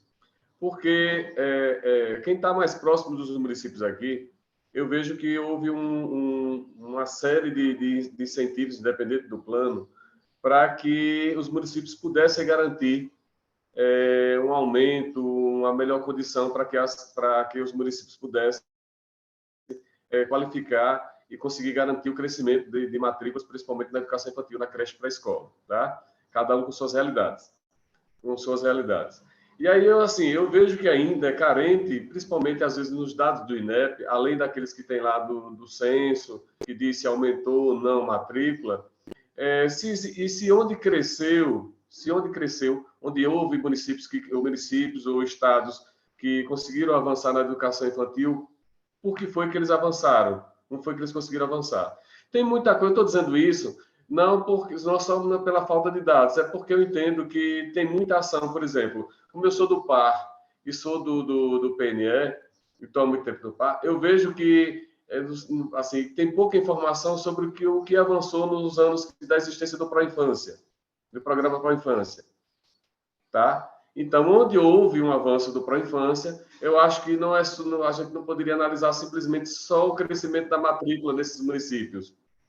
A gente poderia avaliar outras coisas que está dando. E eu vejo que ainda tem pouco dados disso. Até eu provoco isso, às vezes, no fórum, provoco isso com as universidades, porque a gente precisa, porque eu acho que essas referências, elas precisavam estar no momento como de discussão das conferências municipais, das conferências intermunicipais, para que a gente possa estar encontrando caminhos e não estabeleça metas por metas. Tá, universalizar, beleza. Tá? Universalizar, tranquilo, certo. O que é que a gente tem hoje? Então, eu acredito, eu não sei se é uma falha minha, mas que ainda existe, os dados que a gente tem ainda são poucos, já que a gente coloca como principal meta no nosso plano, que é a meta 1, universalização da educação infantil, e a gente, às vezes, vai para a construção de um plano decenal, mas eu vejo que os dados que a gente tem ainda é muito pouco, tá? Esse é o meu sentimento. Uhum. Sim, eu vou responder essa aqui, depois antes de passar para o próximo, tá? Não, eu acho, veja, os dados, eles são fundamentais, né, de toda maneira, para o diagnóstico, né, e saber onde a gente está é fundamental. A universalização da educação infantil, na verdade, da pré-escola, né, que a creche, a gente está falando de ampliação da cobertura, independentemente de se alcançar ou não, a gente tem um avanço, né, aponta numa direção de um avanço que é muito importante, né? Não adianta só olhar, batemos ou não a meta, embora a cobertura midiática fique muito em cima disso, vai atingindo, vai, sim ou não, mas não é uma coisa binária, sim ou não, tem um caminho, tem uma trajetória que é muito mais importante entender, né, do que apenas o produto.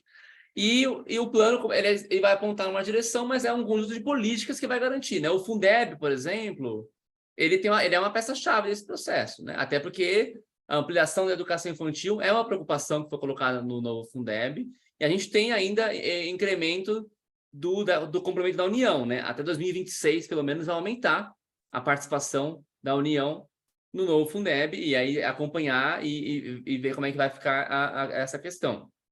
Os programas, a gente tem uma dificuldade grande, eu não saberia te responder especificamente o que resultou ou não, alguns programas, porque a gente tem uma dificuldade no governo federal, né, no MEC, na CAPES, até no próprio INEP também, que tem uma série de limitações, de fazer uma avaliação de políticas, de todas as políticas necessárias que a gente deveria fazer. Então, a gente não sabe, muitas vezes, o que resultou exatamente aquela política. A gente sabe assim, olha, você tem um monitoramento gerencial da política. Eu sei quanto dinheiro foi investido, quem se beneficiou, onde é que chegou e onde é que não chegou. Esse monitoramento gerencial, ok. A avaliação da política é outra história, né? Entender a eficácia que ela teve, a efetividade que ela teve, onde é que ela errou, onde é que ela pode ser aprimorada, onde de fato ela gerou o resultado que se esperava, o impacto necessário, envolve uma tecnologia que às vezes demanda mais tempo, às vezes demanda dados que não existem ou que não foram produzidos, né? Então, quando a gente tem um contexto de instabilidade ou de falta de planejamento, é mais difícil de construir no médio e longo prazo avaliações que vão nesse sentido. O planejamento educacional, quando você coloca política de Estado, como o Fundeb, está na Constituição, o plano, a cada 10 anos, e você finca essas referências, né?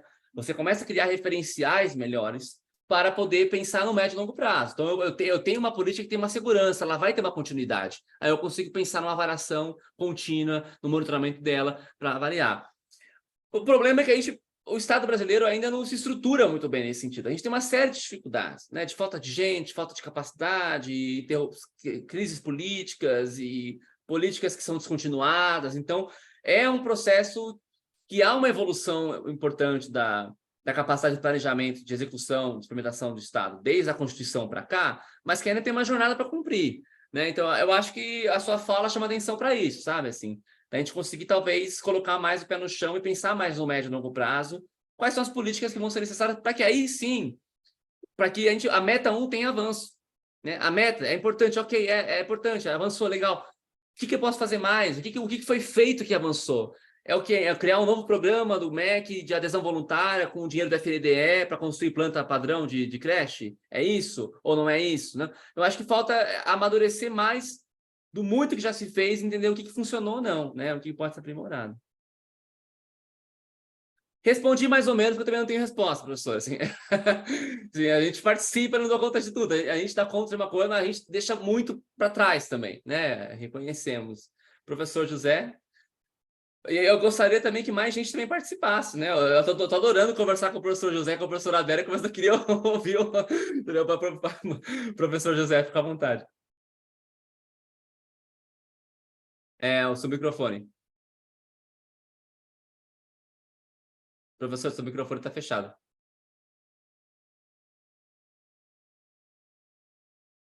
Mas a gente está printando e anotando, professor. E é importante, de uma forma ou de outra, estão todos participando. Nem que seja só ouvindo, mas ou gravando até. Quem sabe alguém está gravando o áudiozinho. Mas, assim, enquanto o Adérico falava sobre a questão da creche, a matrícula, eu lembrei, matrícula lembra recurso para os municípios e para o Estado, ou seja, dinheiro, o financiamento é uma das metas. A preocupação é, com esse debate todo aí no Congresso sobre reforma tributária, sobre como vamos realmente vão juntar os impostos ou não, como é que fica realmente a fórmula para o financiamento da educação através tanto do MDE quanto do Fundeb, além das aplicações diretas que o FNDE dá em programas específicos. A nossa preocupação é, se tu está ligado todos os recursos, como para o CAI, para o PENAT, para o próprio Fundeb, e a MDE, que são repassadas através pelas matrículas, e tem as suas formas já hoje, definidas por cada imposto que é ali definido, nessa nova reforma tributária, será que não vai atrapalhar o meio do campo, não, nessa estratégia aí, na formulação da estratégia ou das metas sobre financiamento? Será que já há uma preocupação aí em Brasília sobre esse ponto? Ou estou apenas aqui viajando, já antecipando problemas para a gente? Sim, com certeza. Da reforma tributária, especificamente falando, ela tem uma transição, né? Até essa que foi aprovada na Câmara e ainda vai para o Senado, né? Que é dos impostos indiretos, principalmente, né? De consumo e tal. Ela tem uma transição, ela só vai ser implementada totalmente daqui a 10 anos, né? Então tem uma transição que vai ter que alterar todo o arcabouço fiscal brasileiro e todas as políticas que estão ancoradas nos impostos, como o próprio Fundeb, que vai ter que ser emendado para adequar com os impostos que serão extintos e que serão criados na mudança. Mas uma reforma tributária de imposto indireto, como a que foi aprovada, e a da renda, né, que deve vir em 180 dias, né, a partir daquela aprovação, ela vai ser fundamental, né? Se bem feita, ela pode ajudar muito, na verdade, né? Problemas operacionais, técnicos, a gente resolve. Agora, resolver o imbróglio fiscal brasileiro vai ser um grande avanço para o financiamento das políticas, pode ser, né? Para o financiamento das políticas, para o financiamento das políticas sociais. Para além disso, eu acho, e eu sou muito otimista com relação ao Fundeb, eu acho que foi um grande avanço que o Brasil conquistou em plena pandemia, 2020, colocar na Constituição permanentemente o Fundeb com uma série de dispositivos que ainda não foram... Deixa eu só mutar. Que ainda não foram completamente incompreendidos, ainda estão em implementação, né? É gradual, é um mecanismo permanente, né? Ele começou esse novo Fundeb em 2021, tá, na verdade, assim, a gente está em 23, né? Então, a gente sempre, às vezes, tem que colocar a coisa um pouco mais em perspectiva, né? Eu acho que é um avanço importante e que vai aumentar o compromisso da União no financiamento da educação, que é uma pauta histórica, né, do campo, né? Que os estados e municípios não dão conta sozinhos de financiar a educação que se tem que ter, se não tem um cumprimento da União. Agora, é claro, a disputa política, professor, ela vai sempre acontecer, né? De arcabouço fiscal, de teto de gasto, de regime X, Y, Z, que vai interferir e sempre vai ficar uma briga, todo mundo quer tirar o seu quinhão, todo mundo quer proteger o seu. Então, o produtor, não sei lá quanto, vai querer isenção para o negócio X. A educação vai querer tirar do teto, o outro vai querer incluir. O outro... Essa disputa é incontornável, né? Assim, e não tem muito jeito a não ser a mobilização, né? E a construção de prioridades que vão dizer, não, isso daqui não pode ser prejudicado. E aí a eleição, é um governo comprometido, é uma luta, é um processo de construção, né? Que não tem uma saída simples, porque é parte da democracia, né? Essas disputas pelo destino do país, mas eu acho que nós, a educação, temos uma responsabilidade de tentar defender o campo, né? E garantir políticas com continuidade, com resultados bons, porque isso ajuda a construir um consenso, ou construir ajuda no convencimento, ajuda a mostrar que a gente tem caminhos, né, para levar e que precisa de financiamento e quanto, e vamos nesse sentido. Enfim, uma parte uma parte disso é meio imprevisível, né? Eu acho que vai muito da disputa política que acontece na democracia. Mas eu acho que eu sou otimista, tá? No fim das contas, assim. Acho que a gente avançou muito nesse novo desenho de financiamento e que pode ser muito importante para as redes no Brasil.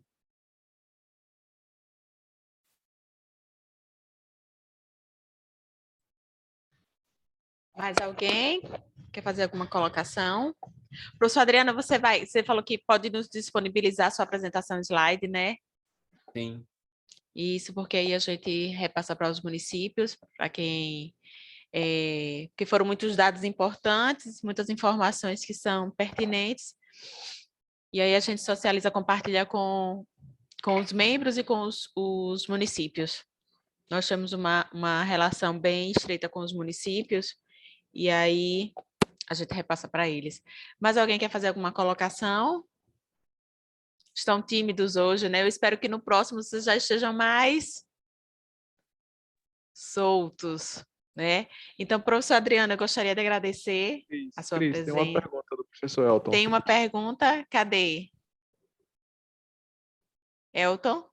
Tá no chat. Tá no chat. Tá no chat, né? O novo plano...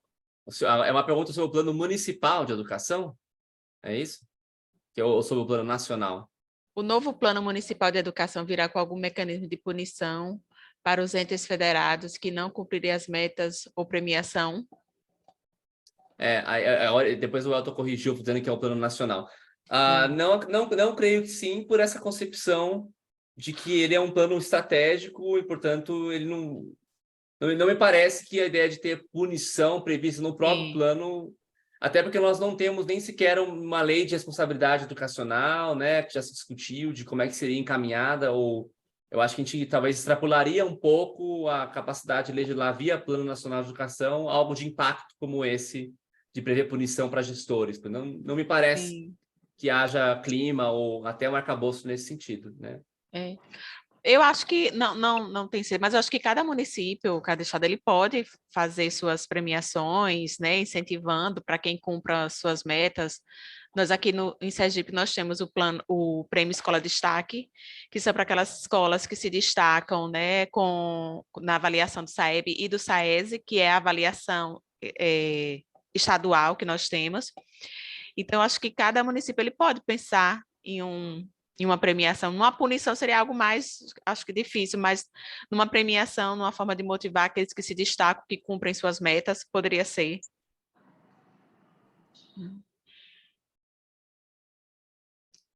Tem mais alguma pergunta no chat? Então, de toda maneira, no plano nacional, a gente está falando, né, existem metas ali que tocam muito mais estados e municípios, e uma lei federal regulamentar algo nesse sentido, no conjunto dos entes federados é bem complexo, né? Bem complexo, complicado. Como você falou, o plano ele é estratégico, ele não é executivo, né? Então, ele direciona mais do que diz exatamente o que você deve cumprir. Então, eu acho que por conta disso. Tem mais alguma pergunta no chat, Cleberton? Você olhou aí? Não tem. É só mesmo na lista de presença os comentários de parabenização, né, ao palestrante. Eu passei para você. Você pode Pronto. estar A fazendo Sônia está alguma pedindo aí, leitura? a Sônia está pedindo para falar. Sônia? Eu não Pronto, pode sei- falar, Sônia. eu não sei levantar a mão. É só ligar o microfone e dizer, eu quero falar. Ah, pronto, eu segui. Que aqui a gente atende pedido de qualquer forma. Fique à vontade.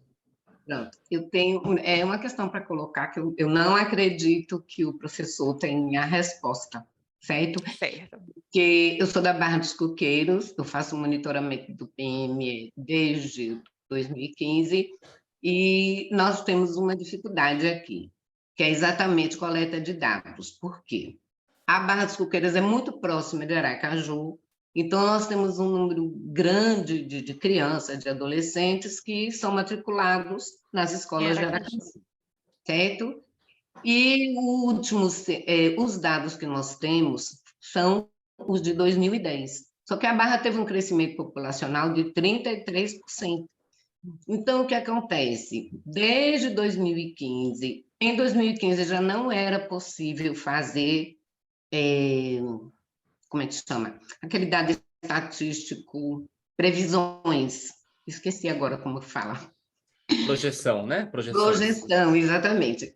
Em 2015, a gente já não conseguia mais fazer projeção, porque o aumento populacional foi crescendo, foi uma coisa de louco que aconteceu na Barra. Nossos relatórios, eles são feitos com dados de matrícula. Então, a gente foi acompanhando o crescimento de matrícula na rede municipal e nas escolas particulares e da rede estadual, que são sediadas no município. Mas não temos os dados de quantas crianças, por faixa etária, não temos. Então, não tem como dizer, nós atingimos 90%, porque a gente não sabe que quantitativo de crianças a gente tem no município. Quer dizer, é complicado para nós, sem esses dados, é quase impossível fazer esse acompanhamento. Tivemos a notícia de que em abril sairia os dados do último censo, esperamos, saiu agora em julho, e com dados de 2010. Quando eu fui olhar, população de 0 a 4, com dados de 2010. Então, continuamos na mesma. Eu acho que você não tem resposta para isso, não sei, mas ainda estamos esperando que o IBGE coloque dados atualizados para a gente realmente poder fazer um relatório e dizer, olha, atingimos tanto esse percentual aqui. Mas até agora foi tudo feito assim, com a maior boa vontade, mas a gente sabe que os nossos dados estão longe da realidade. É isso. Obrigada. Perfeita, professora Sônia. Eu não tenho a resposta, mas eu posso me lamentar um pouco com você também. Vamos lá. Porque, veja, a questão do IBGE também nos afeta, né? Porque esse atraso é muito importante. Eu acho que, bom, primeiro, a dificuldade é geral, né? Nós do INEP sofremos muita pressão para tentar gerar algum outro dado municipal para acesso à educação infantil. A gente não aceitou, a gente se recusou porque a gente não concorda com a metodologia que tem sido usada por outros órgãos. Existe órgãos que fizeram projeções do censo demográfico e pega o número de crianças no censo escolar e divide pela projeção do censo demográfico 2010 para aquele ano. Tudo errado, gente. Está tudo furado. Eu não faço isso porque eu não vou dar uma informação que não tem valor nenhum para a sociedade. Entende? Porque eu vou estar pintando um retrato falso. Eu prefiro ficar quieto e esperar e o dado sair. Que vai sair agora. Está na boca do gol. Demora um pouco? Demora. O IBGE é mais fácil, eles soltam dados agregados, número de domicílios, habitantes, e ao longo dos próximos anos eles vão soltando dados mais agregados que possam eventualmente responder essa pergunta que tanto você quanto eu queremos responder. Primeiro, então, isso. Segunda coisa, o IBGE, ele não fez isso nessa última década, mas fazia antes aquelas contagens a cada 5 anos, né? Então, você tem um censo de 10 em 10 e a contagem no meio do período, que é uma contagem mais rápida que é feita, sem tantas informações, porque senão ia ser um novo censo, mas ela é mais rápida para poder ter uma ideia do tamanho da população, para poder corrigir um pouco essa estimativa. Então, se a gente voltasse a ter a contagem, a gente fez agora um documento pedindo para voltar a ter essa contagem, mas nós somos INEP, nós não somos o IBGE. Se voltar a ter essa contagem de 5 em 5 anos, a gente pode atualizar, pelo menos a cada 5 anos, esse dado municipal de acesso à educação infantil. Já seria um avanço, né? Já ia ajudar bastante. Além disso, bom, eu acho que é isso. Então, os dados vão sair e a gente vai precisar repensar tudo. Os dados que tem hoje, que foram calculados por metodologias alternativas, eles são todos furados, e o dado que mostra que está furado foi o próprio erro que o IBGE fez de projeção populacional. O IBGE projetava o quê? 214, 215 milhões de brasileiros. Eu lembro que na eleição passada, os candidatos falavam, temos 215 milhões de brasileiros. Aí saiu o dado real, é o quê? 203, né? Teve um erro de 11 milhões de habitantes. 11 milhões de habitantes, o que em municípios como o que você mencionou, é 1/3 da população de crescimento, pode não ser nada, pode ter caído o número da população, entende? Porque se você projetou 11 milhões de brasileiros a mais, você projetou que os municípios ficaram maiores. E municípios pequenos ficarem maiores pode ter impacto demográfico grande. Aí, de repente, o município ficou menor, né? E dos motivos pelos quais o Brasil tem avançado na cobertura de crianças é porque ele caiu o número de crianças, né, no Brasil. Então, o número de escola continua mais ou menos igual. A vaga está lá. Só que diminuiu o número de crianças, aí aumentou a cobertura, né? Então, é um dos motivos pelos quais o Brasil tem conseguido avançar na universalização. Tem menos crianças para colocar dentro da escola. Agora, a gente só vai saber isso, de fato, com o censo demográfico, quando o IBGE terminar de tabular os dados municipais. E aí, tanto eu quanto você vamos correndo para conseguir fazer o nosso diagnóstico, né? Isso. Obrigada.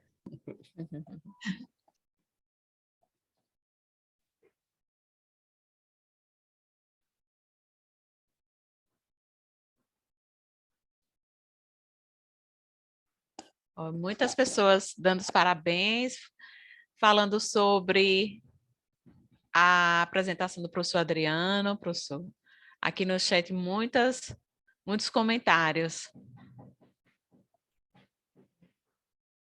Mas alguém quer falar alguma coisa? Quer fazer alguma pergunta?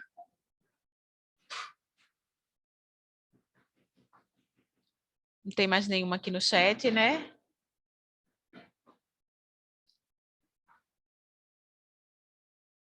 Pronto, eu acho que nós podemos encerrar, agradecer a presença do professor Adriano, dizer que nós estamos assim imensamente gratos pela sua presença, pela sua contribuição, pela sua importante contribuição. Foi excelente a nossa tarde, foi muito bom te ouvir, você consegue passar tudo com muita leveza, com muita clareza, então fica muito claro entender e foi muito bom te ouvir.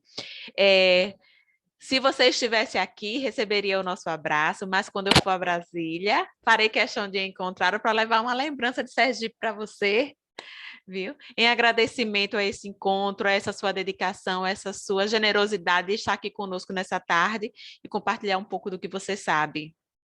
Viu? Muito obrigada, professor. Eu que agradeço, professora, a professora Cristiane, ao fórum, né? Agradeço muito pelo convite, pelo carinho desde o primeiro contato para agendar essa formação. Bom, agradeço demais, né, a todo mundo que esteve presente, participando ou não, ouvindo, né? Eu gostei muito aprendi também muito conversando com vocês. Desejo que vocês tenham uma excelente formação, né? Eu entendi que está começando, tem um longo caminho, né? Sim, nós Espero temos que ainda... possam... São 18 ao todo, né? Você mencionou? Isso, são 20, nós estamos no segundo, ainda temos 18 encontros. Isso, tem 18. Então tem muito encontro é. ainda, várias pessoas bacanas aí. Espero que também possam, né, participar da conferência municipal, estadual, né? Sim. E eu vou dizer para vocês que Sergipe é um estado que eu não conhecia ainda. Eu estou devendo uma visita. Eu preciso muito. Então vamos providenciar um evento para convidá-lo presencialmente aqui, que você vai se encantar com as terras sergipanas. Eu imagino, eu tenho um monte de curiosidade, eu não conhecia ainda. E vocês também, quando vierem para Brasília, pessoal, Sim. visitem o INEP, manda um e-mail para a Sim, gente, iremos passa lá, sim. toma um café com a gente lá no INEP, no MEC, Isso. esses órgãos estão aí para recebê-los também. Sim, sim, né? farei questão de visitá-lo e levar um pedacinho de Sergipe para você. Ah, eu quero. Vou levar e você vai se apaixonar, tenho certeza. Muito obrigada. Gente, vamos abrir as câmeras, vamos fazer um registro desse momento, dessa tarde maravilhosa, certo? Abram suas câmeras para que Cleverton possa fazer um print da imagem. Cleverton, você consegue aí?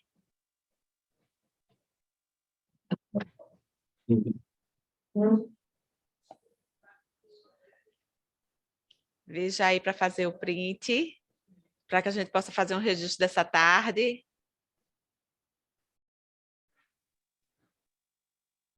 Foi?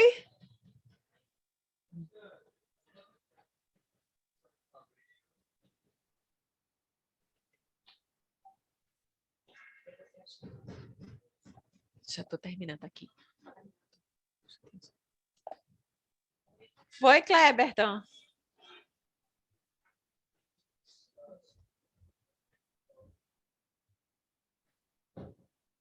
Pessoal, abra as câmeras para a gente poder tirar o print. O povo está com vergonha.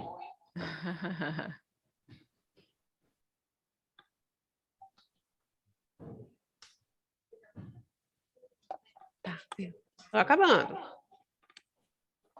E ainda tem gente com vergonha.